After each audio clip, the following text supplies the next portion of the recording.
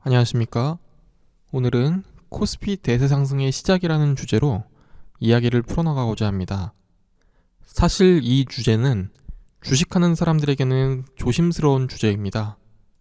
코스피에 박스피라는 별명이 붙어있는 이유는 2010년부터 근 10년간 코스피 지수가 대부분 1750엔에서 2200 안의 박스권에서 대부분 움직여왔기 때문입니다. 이 기간 동안 코스피에 대해 수많은 상승의 근거들과 상승할 만한 타이밍이 있었지만 지수의 벽은 완강했는데요. 2018년 삼성전자와 하이닉스를 중심으로 한 디램 가격 랠리로 인하여 코스피가 사상 최대치를 한번 돌파했었는데요. 전자업종에 국한된 지수 상승은 디램 가격의 하락 추세로 반전하면서 반짝으로 그쳤고, 다시 주가가 2000선 근방으로 복귀하면서 투자자들의 절망을 불러왔습니다. 그로부터 2년이 지난 지금 이번 금요일 종가 기준 코스피 지수는 2553.5, 역대 최고치까지 53.6포인트밖에 남지 않은 수치까지 근접하였습니다. 언론이나 시장에서는 별로 주목하지 않고 있지만 코스피 200 지수로 보면 상승세는 더욱 확실해 보입니다. 삼성전자가 최고가 67,000원을 찍었던 화요일, 코스피 200 지수도 역대 최대치를 경신해서 342.57을 기록했습니다. 이제는 한 번도 가보지 않은 미지의 구간에 코스피가 접어들었다고 할 수 있습니다. 이번 상승은 적어도 12월 선물 옵션 만기일까지는 이어질 것으로 보입니다. 그 첫 번째 이유는 각 주체의 포지션입니다. 표에서 보시면 알 수 있듯이 저번 9월 선물 옵션 만기일 이후 현재까지 외국인은 엄청난 규모의 유가증권 시장 주식과 선물을 매수 중입니다. 같은 기간 개인은 코스닥에서 집중 매수를 했고요. 이전에 올린 영상들에서 시장의 트렌드가 성장주에서 자산주 위주로 바뀌는 중이니 포트폴리오를 재편하는 것이 좋을 거라고 말씀드렸습니다. 앞으로 이러한 경향은 더욱 심화될 것으로 보입니다. 연기금의 경우 주가의 상승으로 인해 이미 연기금 내 국내 주식에 대한 비중이 가득 찼습니다. 그래서 3개월 넘게 주식시장에 대한 매도세를 지속 중입니다. 기계적으로 비중을 조절해야 되기 때문에 어쩔 수 없기도 하지만 내년에는 기존에 세워놓은 계획에 따라 국내 주식에 대한 비중을 축소할 예정입니다. 그래서 주가가 하락하지 않는 이상 한동안 국내 주식시장에서 연기금에 대한 비중 확대는 기대하지 않는 것이 좋을 것이라 말씀드립니다. 그래도 3개월간 이미 코스피에서 2조가량 되는 매물을 쏟아내 주었기에 추가적인 매도는 그렇게 강하게 나오지 않을 것으로 보입니다. 선물 옵션 자료입니다. 저번 9월 선물 옵션 만기일 이후 매수한 현물과 선물 옵션을 포함한 자료인데 왼쪽 위가 먼저 외국인입니다. 현물과 선물을 엄청나게 매수한 상황이라 당연히 지수가 상승하면 상승할수록 수익을 거두게 되어 있는 포지션이고요.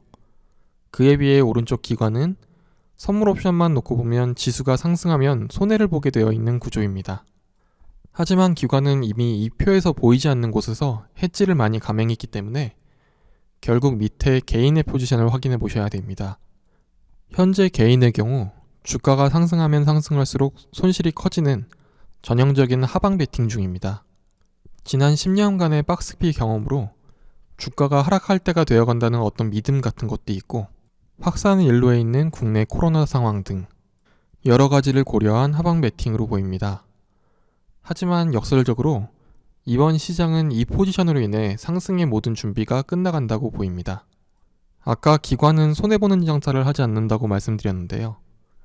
외국인이 선물 매수 주문을 넣게 되면 보통 그 반대 포지션인 기관이 매도 계약의 주체가 됩니다. 기관은 선물을 매도하면서 옵션이나 레버리지, 인버스 ETF 같은 것들을 통하여 손해를 보지 않는 포지션을 구축하게 되는데요.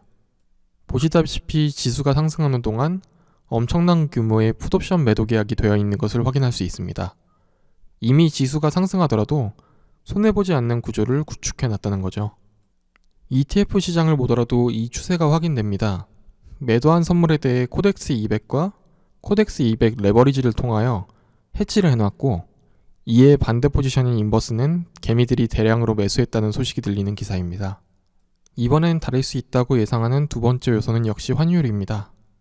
중국의 위안화 절상이 가속도를 붙이고 있습니다. 6.5위안 중반대까지 내려온 환율은 중국이 금융시장 개방을 확대함에 따라 당분간 계속 내려갔을 것으로 보입니다. 차트에서 보시면 알겠지만 코로나 전까지 원화와 위안화의 상관계수는 0.85에 근접했었습니다. 즉 85% 가까이 비슷하게 움직인다는 것인데요. 코로나로 인하여 내려갔던 이 상관계수가 중국과 우리나라가 코로나가 진정세에 접어들면서 0.75선까지 근접했고 앞으로 다시 올라갈 것으로 보입니다. 즉 앞으로 위안화에 따라서 원화 가치가 같이 계속 올라갈 것으로 예상된다는 뜻입니다. 며칠 전에 이러한 상황에서 정부에서 환율 하락이 가파르다고 시장에 구두 개입을 했는데요. 외국인 입장에서 어차피 위안화와 커플링해서 움직일 확률이 큰 원화인데 정부의 구두 개입으로 환율이 일시적으로 하락하는 건 단순히 저가 매수의 기회로 활용될 뿐입니다. 마지막 가장 큰 이유는 막대한 유동성입니다. 한국은행에서 발표한 최근 유동성 자료인데요. 시중 통화량인 M2가 역대 최고치인 3,115조를 기록했습니다. 통화량 M1은 보통 입출금 예금과 현금을 나타내고요. M2는 M1의 예금, 적금과 펀드, MMF 등 2년 이내에 만기가 돌아오거나 중도 해지하면 원금 이상의 현금을 보유할 수 있는 자산들을 나타냅니다. 특이할 만한 사항으로 입출금 예금과 현금으로 구성된 M1은 가파른 상승을, 그에 비해 M2는 원만한 상승세를 기록하고 있는데요.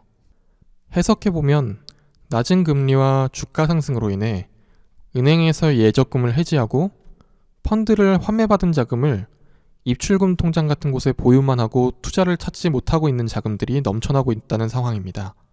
실제로 기준금리가 역대 최저치를 기록하면서 은행의 예적금 금리 수가 정말로 바닥 수준이라 가지고 있는 예금이나 적금도 해지해버리는 일들이 종종 일어나고 있습니다. 그럼 이 돈들은 도대체 어디로 가게 될까요? 결국 자산시장인 부동산 혹은 주식시장입니다. 부동산의 경우 다들 아시겠지만 정부의 주택규제로 인해 가격 변동은 여전하지만 거래에 있어서는 관망세가 지속되고 있습니다. 주택 아파트 매매 기준으로 역대 최저 거래량을 3개월째 기록 중인데요. 결국 돈이 움직일 곳은 주식시장밖에 없다는 결론이 나옵니다. 이는 최근 증시 대기자금 추이를 보면 확연히 나타납니다. 투자자 예탁금 추이를 보시면 최근 사상 최대치에 다시 근접해 있습니다. 9월에 카카오게임즈 그리고 10월에 빅히트 청약으로 인해 몰렸던 자금이 빠져나가면서 50조대 근방에서 움직이던 투자자 예탁금은 최근 미국 대선이 사실상 종료되고 지수가 상승하면서 사상 최대치에 근접하고 있습니다. 9월과 10월과 다르게 이번에는 IPO도 없는데 말이죠. 결국 유동성이 주식시장으로 몰리고 있다는 이야기입니다. 이는 전 세계적으로도 마찬가지 현상입니다. 전 세계 주식펀드에 일주일간 몰린 돈이 50조 원, 역대 최고 수치를 기록했다고 합니다. 이러한 현상은 국내 주식형 펀드에도 어느 정도 보이고 있습니다. 다음 차트는 국내 주식형 펀드 차트 통계인데요. 코로나 사태 이후 계속 감소하던 국내 주식형 펀드 설정액이 10월을 기점으로 어느 정도 반등한 것으로 통계가 나왔습니다. 지수 상승에 따른 펀드 환매로 고생하던 투신사들의 매도세도 어느새 진정 국면에 접어드는 것으로 보입니다. 향후 펀드 시장으로 어느 정도 돈이 몰린다면 투신사들이 매수에 가담할 가능성도 어느 정도 보입니다. 결국 역사상 최고의 유동성이 뿌려지고 있는 국내 장에서 다른 자산시장인 부동산의 거래량이 역대 최저치를 기록하고 있는 상황입니다. 은행의 예금과 적금 금리는 최저 수준이라 은행에 맡겨도 실질 이자가 거의 없는 수준이고요. 환율이 하락기에 있기 때문에 해외 주식 투자도 꺼려지는 상황입니다. 결국 현재 국내의 모든 상황들이 국내 주식시장의 상승으로 이어질 수밖에 없는 상황으로 흘러가고 있습니다. 이번 영상에서는 단순히 12월 선물 옵션 만기일까지 예측을 했지만 저는 이번 상승이 단순히 12월까지 짧게 이어질 것으로 보이진 않습니다.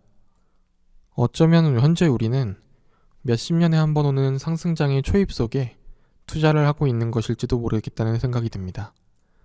다음 주 코스피가 역대 최고치를 경신하는 모습을 수익과 함께 지켜봤으면 좋겠습니다. 이번 주도 모두 성공 투자하시기 바랍니다. 감사합니다.